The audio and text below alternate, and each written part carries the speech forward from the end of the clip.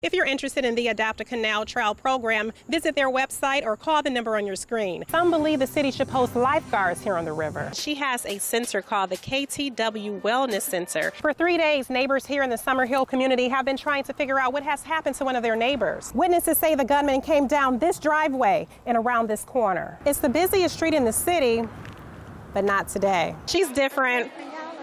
Same. We're out here in the Forest Hills area on the north side of Augusta, and there is a 5-year-old boy that is lost in this wooded area right here. Search crews are in that area. Now, what has happened is the little boy was out here with his family picnicking in this open field here.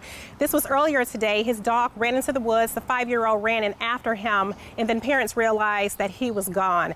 By that time, it was too late. They couldn't find him. Police were called to the scene. They're back there frantically searching for this little 5-year-old boy.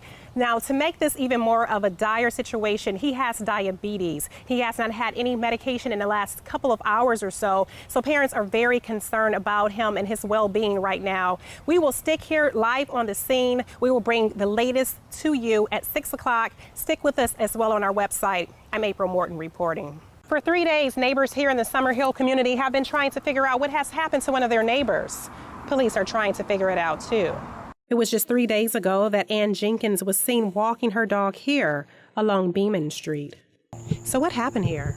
I saw Annie walking Sampson, and we said hey, like we always do, and nothing seemed out of the ordinary. But that was the last time anyone saw Jenkins. She was expected to pick her daughter up from daycare later that day, but never showed up.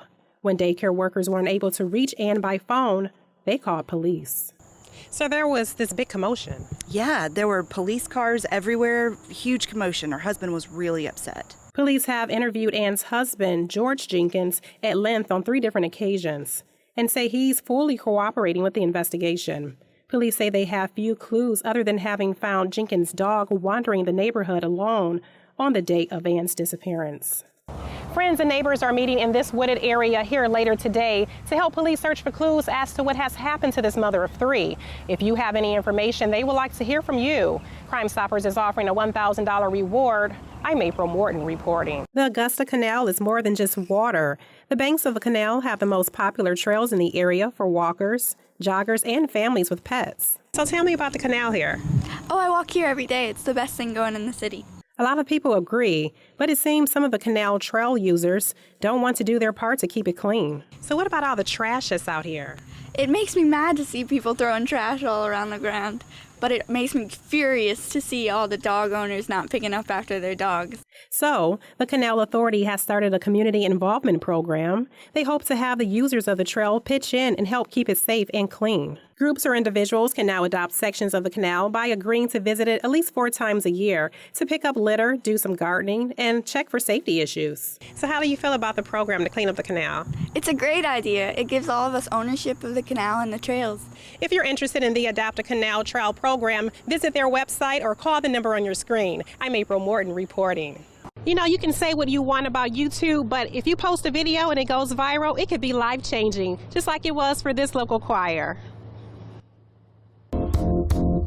It might seem crazy what I'm about to say. The Detroit Academy of Arts and Sciences show choir has had an amazing year. It all started when talk show host Ellen discovered them in a YouTube video singing Pharrell's Happy. Ellen says she was so impressed by the choir, she had to meet them in person. So she flew them out to LA and had them perform live on her show. But the surprises didn't stop there. Ellen, along with pop star Pharrell, made the choir even happier with a trip to Disney World. I'm gonna go back home and say I performed on a Disney World stage in front of thousands of people. It was real fun because a lot of kids don't get to perform on stage and get to experience what we've been through. And what an experience this has been for the choir. Angela Key, the choir's director, talks about just how magical it's all been. It's an extremely big deal. Many of them have never traveled outside of the Michigan area, of the Metro Detroit area. So to come all of these miles into this magical place to perform and have fun at the same time, it means the world to them. So what's the most memorable part about the entire experience? Performing, and I remember all the smiles on people's faces, like when we were performing, how they were clapping and singing along with it.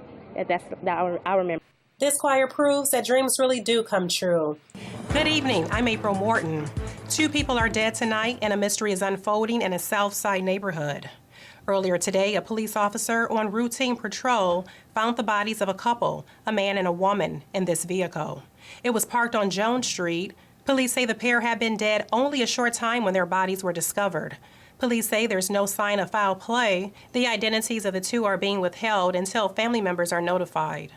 That freak winter storm that hit the area last week is still being felt by many residents. Power company employees have been working around the clock since the storm to get power restored. At its height, the storm knocked out power to more than 300,000 homes in the area. More than 10,000 homes are still without power. And the good news is they expect everyone to have power back on in the next few hours. And what a difference 1 week can make. Take a look at the lovely weather today at Jackson Park. But if you enjoy going to the park to cook out or kayak, enjoy it while you can. Beginning next month, the park will be closed for major renovations. It is not expected to reopen until next spring. And it was a beautiful day to be at the park today. Let's see if this nice weather will continue. Here's Chief Meteorologist Jeff Tyler.